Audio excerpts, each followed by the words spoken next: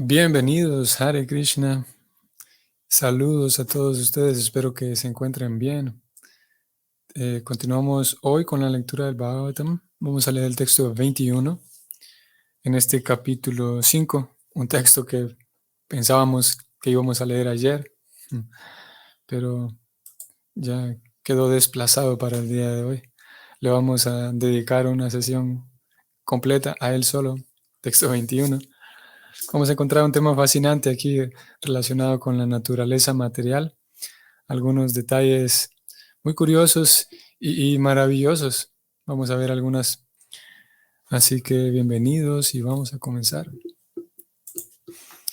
Om Namo Bhagavate Vasudevaya. Om Namo Bhagavate Vasudevaya. Om Namo Bhagavate Vasudevaya.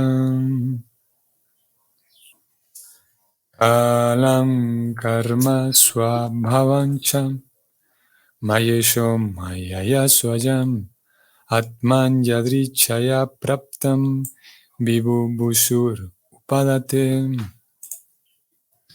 La traducción es la siguiente.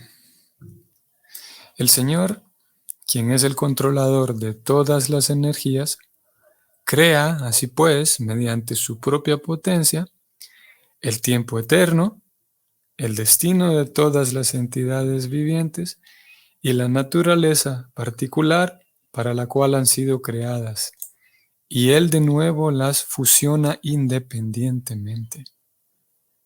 Primero que nada, el Señor Supremo es el controlador de todo, y a través de sus energías, como hemos venido estudiando, Él crea, no personalmente, sino más bien a través de sus propias energías. Él no tiene que hacer nada personalmente. Y mediante esas energías, esa potencia, Él crea estas tres cosas. Primero, el tiempo eterno. De la Bhagavad Gita también aprendemos que la noción de tiempo, la noción de nosotros vivir en el pasado o en el presente o en el futuro, es una noción que está presente únicamente en el mundo material y que mientras que en el mundo espiritual es diferente, la influencia del tiempo es ausente en el mundo espiritual. Por otro lado, número 2, Krishna crea el destino de todas las entidades vivientes. Esto es interesante porque puede surgir la pregunta. En filosofía, cuando hablamos del el fenómeno llamado vida, la vida en general, la experiencia de vida, hay diferentes enfoques, y en filosofía hay quienes consideran que todo ya está escrito. Podemos hablar del determinismo, que todo ya está determinado y que nosotros no tenemos ninguna libertad, ninguna capacidad de influir sobre nosotros mismos incluso. Eso podríamos llamarlo determinismo. Y este verso, lo que acabamos de leer aquí, pudiera dar pie, podría parecer de que el Bhakti es determinista, porque se está diciendo aquí que el Señor Supremo crea el destino de todas las entidades vivientes. Y vamos a enumerar la número 3 y ahora volvemos a este destino para ver cómo es que el Bhakti no es determinista. Y vamos a ver en qué sentido se refiere Prabhupada aquí al destino. Este es el número 2 y enumeramos la número 3, que es la naturaleza particular para la cual han sido creadas las almas. Este tema ya lo hablamos. Si vamos al sánscrito, ustedes que están viendo la pantalla, en el sánscrito aparece esta palabra swabhavan. Hace unos días estábamos hablando de esto, que es, podemos decir, la tendencia natural que cada persona tiene. Y no solo la tendencia natural como en el sentido vocacional, sino también en la Gita aparece la idea de ciertos patrones psicofísicos, que yo tengo unas ciertas tendencias naturales, pero al mismo tiempo tengo ciertos patrones psíquicos. Y que es así como las flores, por ejemplo. Vamos a hablar brevemente de esto. Uno puede observar las flores y las plantas, cómo ellas crecen siguiendo ciertos patrones, ¿no? Ciertos patrones circulares y de diseño y tal. Entonces, similarmente, en este concepto de Swabhava, está incluido que las personas, el alma entra al cuerpo humano, y esos cuerpos humanos crecen como las flores, crecen con ciertos patrones, y esos patrones indican que la persona entonces va a tener la tendencia más por las artes, o va a tener una tendencia más por las letras, o va a tener una tendencia más a las humanidades. Y eso por un lado va a impulsar su vocación, va a impulsar las cosas que le atraen, que le gustan, pero va también a impulsar en cierta manera, ese patrón va a determinar también su comportamiento, su no su comportamiento, pero su temperamento, digamos. Y así como podemos encontrar personas físicamente, por ejemplo, hablando de patrones, personas que son delgadas y altas, o personas, eso lo sabemos, ¿no? Es muy fácil de observar eso. Y lo mismo podemos encontrar personas cuyo temperamento son ciertos patrones que se repiten. Todo eso está incluido aquí entonces en el concepto de Swabhava.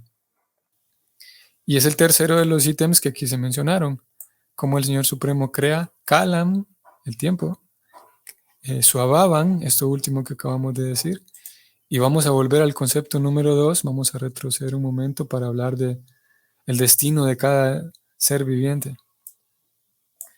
Este destino, cuando vamos al sánscrito, ustedes que están viendo, la palabra aquí es karma.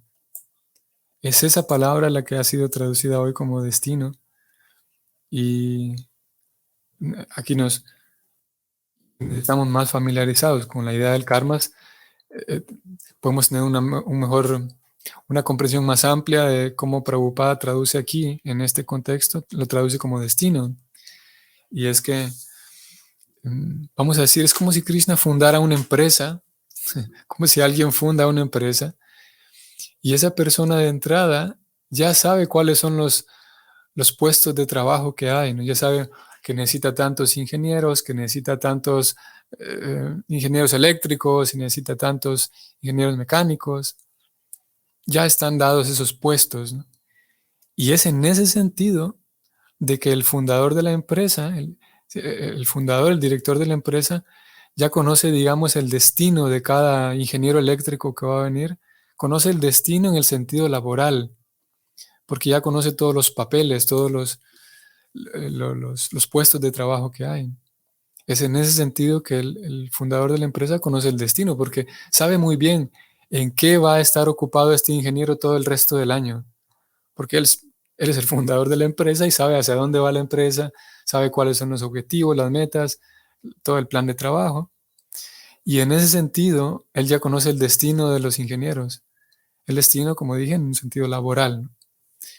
Y algo similar podríamos decir de Krishna, que él crea el mundo material, como ya hemos venido hablando, y él crea esos diferentes caracteres que la Gita los define como 4. Krishna él define que son 4, y hay obviamente suficientes divisiones dentro de cada uno, que son los brahmanas, kshatriyas, vaishyas y sudras. Y en ese mismo orden serían los intelectuales, los administradores, los comerciantes y los artesanos. Es una forma de traducirlos. Y esos 4 caracteres son como los puestos de trabajo creados por el fundador de una empresa. En ese sentido es que se habla aquí de que Krishna crea el destino de las almas, en el sentido de que un alma que entra en un cuerpo y que su naturaleza va a ser más intelectual, está destinada a ser una persona intelectual a lo largo de su vida. Y creo que se entiende. Una persona que tiene por vocación una tendencia hacia las humanidades, por ejemplo, podemos decir en el marco de este verso y lo que estamos leyendo, de que esa persona está destinada a, a operar y a desenvolverse dentro del mundo de las humanidades, dentro de todos aquellos temas que van a resultar fascinantes para ella como persona. Entonces su destino es ese. Obviamente aquí no se está hablando de un destino último, como un sentido así teleológico, el fin último de esa persona. Solamente se habla de el destino en un sentido de cómo la persona se va a conducir en su experiencia material. Ahora sí, continuemos. El verso entonces ha enumerado cómo Krishna crea estos 3, Karma, perdón, iniciando con, voy al verso otra vez. Kalam, tiempo. Karma, el destino. Y Swabhavan, la tendencia natural de cada quien. Vamos ahora sí al comentario de Prabhupada, que es el siguiente.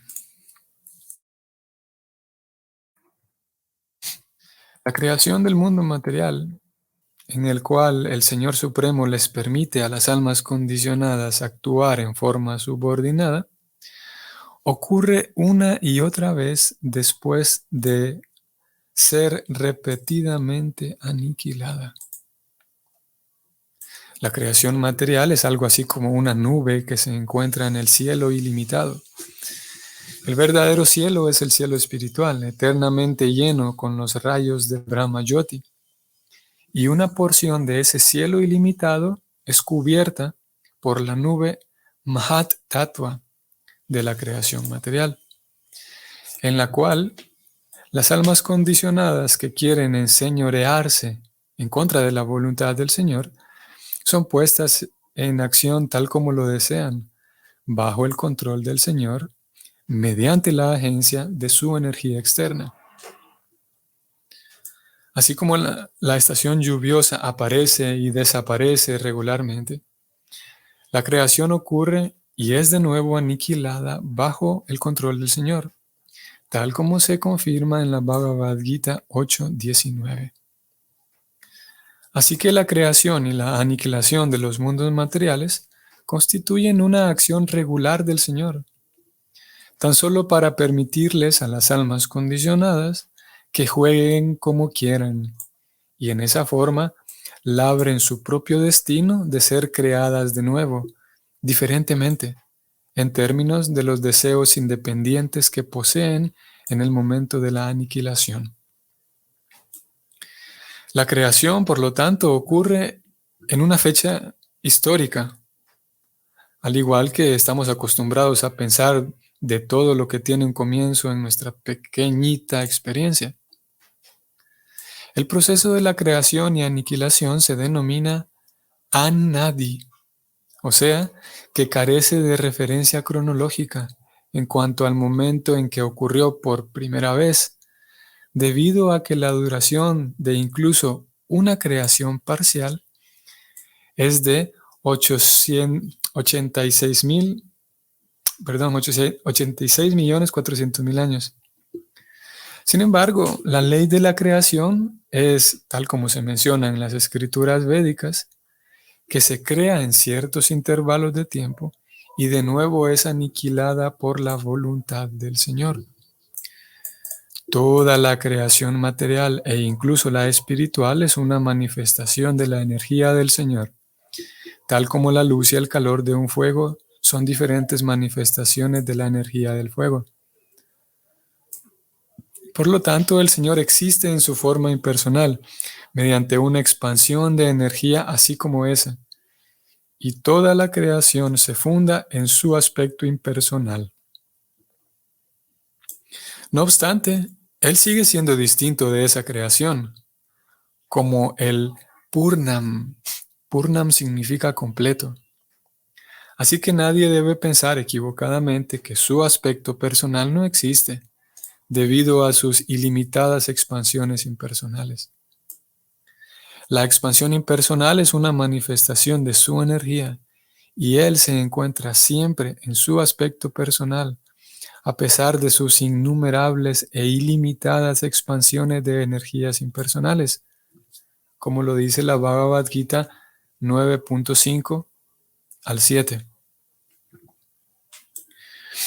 A la inteligencia humana le resulta muy difícil concebir cómo toda la creación se funda en su expansión de energía, pero el Señor ha dado un ejemplo muy bueno en la Bhagavad Gita. Se dice que si bien el aire y los átomos se encuentran en la inmensa expansión del cielo, que es como el manantial de reposo de todo lo creado materialmente, aún así el cielo permanece separado y sin ser afectado. En forma similar, si bien el Señor Supremo mantiene todo lo que crea su expansión de energía, Él siempre permanece separado. Eso lo acepta incluso Sankaracharya, el gran partidario de la forma impersonal del absoluto. Él dice, Narayana Paro Vyakta.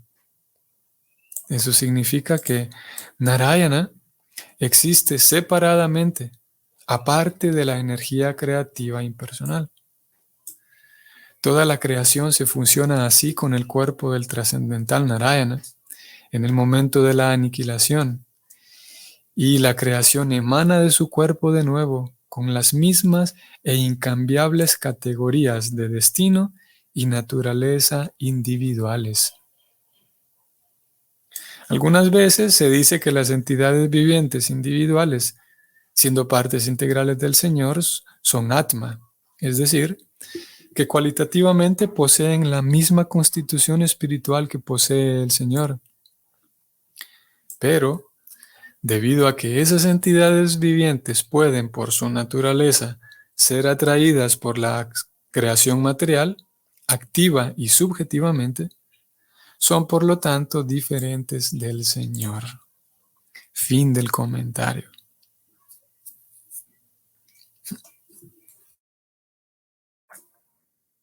Y como sucede muy frecuentemente con estos comentarios, se requiere una segunda lectura y leer con cuidado y hacer las preguntas pertinentes, ¿no? Porque quedan, o es muy probable que queden conceptos ahí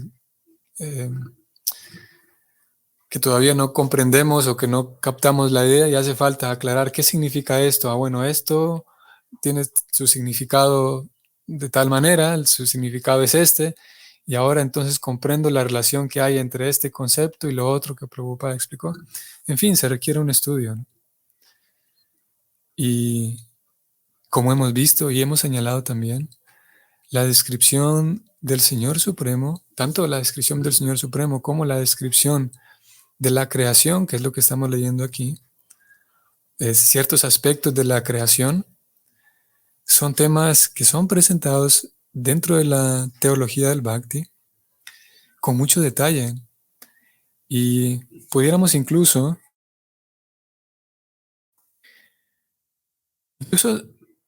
si diéramos a ver, ¿cómo puedo decir esto? Nosotros, estudiantes del Bhakti, Vaishnavas, sabemos que este es un conocimiento que proviene de Krishna y que la sucesión discipular lo ha mantenido vivo y intacto y llega a nosotros de esa manera. Y confiados, entonces lo estudiamos de esa forma. Pero también es válido quien se acerca a estos libros sin esa confianza, simplemente con curiosidad, simplemente para leer qué es lo que propone este Bhakti, pero tal vez la persona no tenga fe en sí en los acharyas. Y si ese es el caso, claro, los acharyas no se van a enojar con las personas, y aquí hay personas que no creen en nosotros, van a decir los acharyas, enojémonos con ellas. Los acharyas están haciendo su trabajo de servir a Krishna.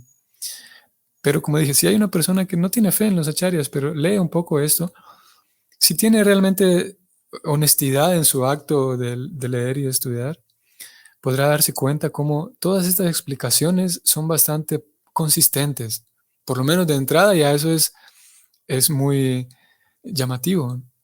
El hecho de que no solamente es una explicación rebuscada de un libro de 20 páginas que un escritor se le ocurrió sobre algún tema, escribió y ya, sino que aquí tenemos miles de páginas literalmente en donde tantas ideas son puestas: la creación, las almas, el Señor Supremo, el mundo espiritual, y todos estos conceptos están plasmados en un entramado que es muy consistente entre sí, entre todos los puntos, todos los temas individuales.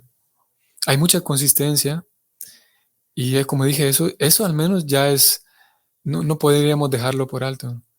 Como dije, no es solamente una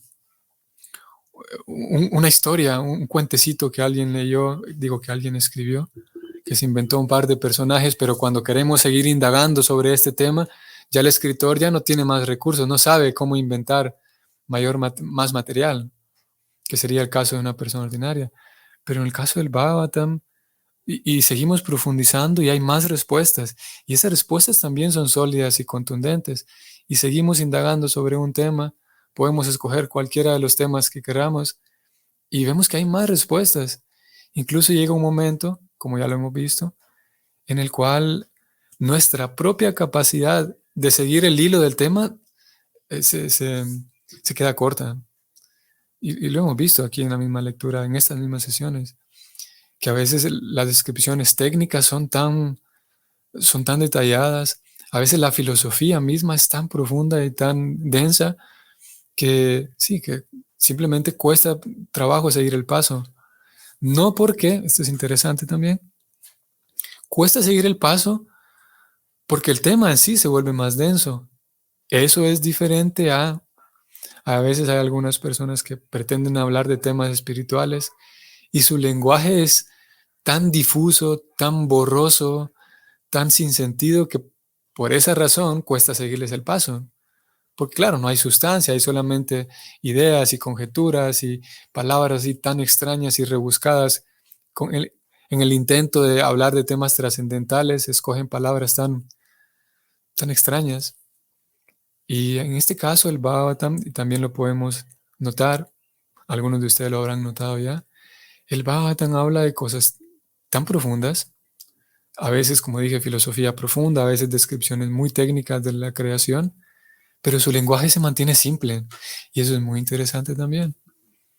Su lenguaje es muy simple de tal manera que cualquier persona puede seguirle el paso. Solo hace falta un poco de la disposición del alumno, del estudiante, ¿no?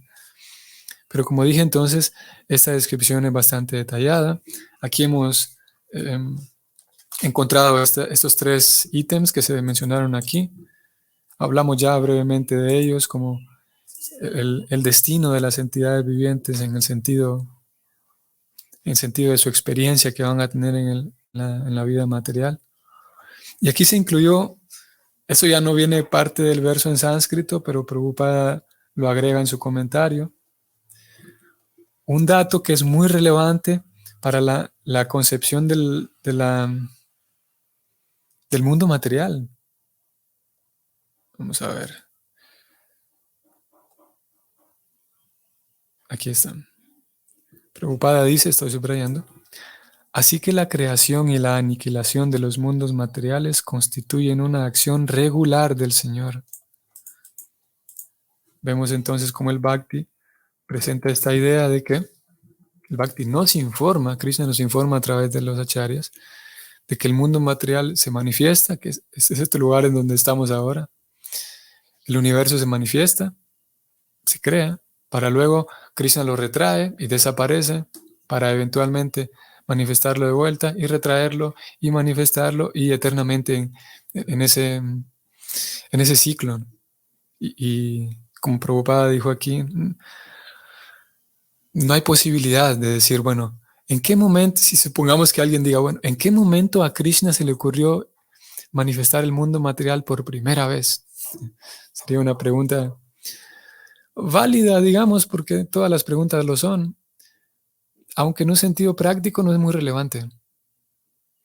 Podríamos preguntar, ¿en qué momento, cuál fue la primera vez en la que Krishna dijo, bueno, voy a crear el mundo material? Prabhupada dice, no hay forma de responder eso, porque, vamos a ver si puedo rastrear, Prabhupada habló de, que no hay, aquí está. Voy a subrayarlo y voy a leerlo. El proceso de la creación y aniquilación se denomina anadi, o sea que carece de referencia cronológica en cuanto al momento en el que ocurrió por primera vez esa creación. Así que no podríamos responder esa pregunta, porque en un sentido también es irrelevante. Aquellas preguntas que son relevantes, esas preguntas sí van a tener respuestas, sin duda. Y esa pregunta puede quedar en el aire y no va a afectar nuestra vida devocional.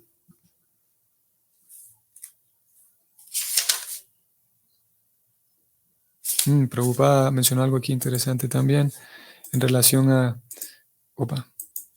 cómo todas estas energías del Señor Supremo crean el mundo material, incluso el mundo espiritual, todo se manifiesta. En realidad Krishna no hace nada, ¿no?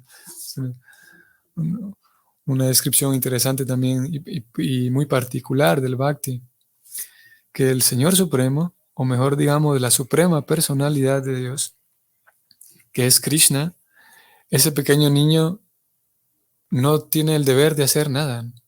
Incluso cuando llega el momento en el que hay que manifestar la creación material, hay que, sí, manifestar esa creación, él no hace nada. Él simplemente, como dijimos hace unos días y lo hemos venido leyendo, simplemente extrae de sí una segunda persona para que esa persona se encargue de la creación. Y esta segunda persona ha recibido el nombre de Narayan aquí. Ustedes vieron que hemos venido hablando y leyendo acerca de Narayan. Vamos a ver si lo localizo.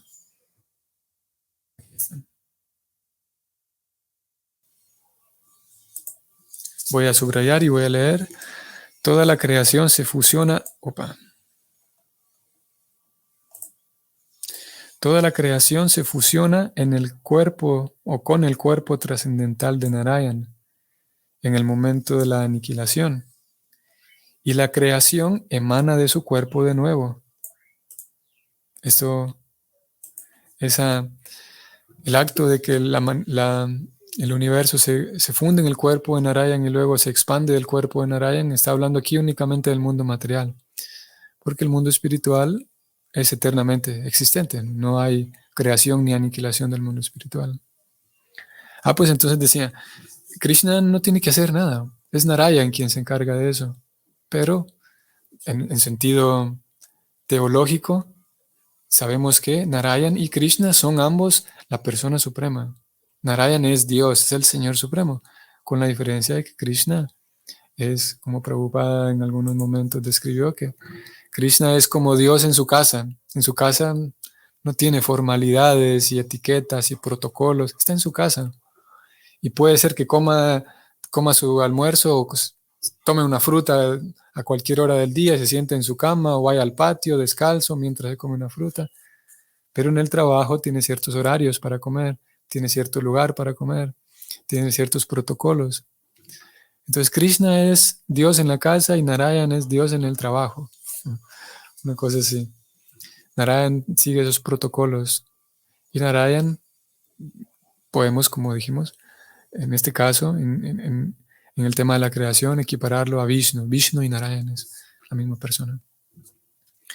Entonces decíamos, esas energías del Señor Supremo se manifiestan y gracias a esas energías se manifiesta todo, mientras que Krishna se dedica únicamente a darle placer a sus queridos devotos que están con él en el mundo espiritual.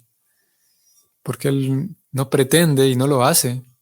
No está dispuesto a dejar un solo momento del mundo espiritual porque es ahí donde están sus queridos devotos. Pero bueno, para que nosotros volvamos a casa, entonces él hace todo este esquema de publicidad trascendental. Toda esta, sí, una publicidad en el sentido de llamar la atención y atraer nuestra atención a los que estamos aquí para que deseemos volver a casa. Y en el acto con esto terminamos, para poder volver a casa, nosotros que estamos deseosos de ello, se requieren una serie de actividades para ir limpiando nuestra concepción, nuestra vida, para que el alma vaya floreciendo y actúe cada vez más el alma y menos el ego falso. Para eso se requiere una comprensión cabal de Krishna. Si comprendemos bien a Krishna, entonces en la medida en la que comprendemos mejor a Krishna, estamos más cerca, vamos dando mejores pasos. Y para comprenderlo bien a Krishna se requiere un estudio de lo que estamos estudiando ahora. Comprender de la mejor manera posible cómo funciona el mundo material, cómo el Señor Supremo crea todo esto. Y aquí están las escrituras para apoyarnos. Solamente hace falta que poner nuestro hombro y apoyarnos en las escrituras que nos regalan aparte información tan genial como la que acabamos de leer hoy. Cómo Krishna crea todo. Y seguiremos leyendo de eso. Porque justamente esta fue la pregunta de Pariksit hace unos capítulos atrás. ¿Cómo funciona esto? Así que simplemente nos queda seguir estudiando y seguir disfrutando de la belleza del Bhagavatam, disfrutando de la vida devocional de la mejor manera posible. Y siendo felices, que Krishna lo que quiere es que seamos felices. De eso se trata esto. Muy bien. Que tengan un bonito jueves. Nos vemos en la tarde para la lectura de la Gita. Hare Krishna.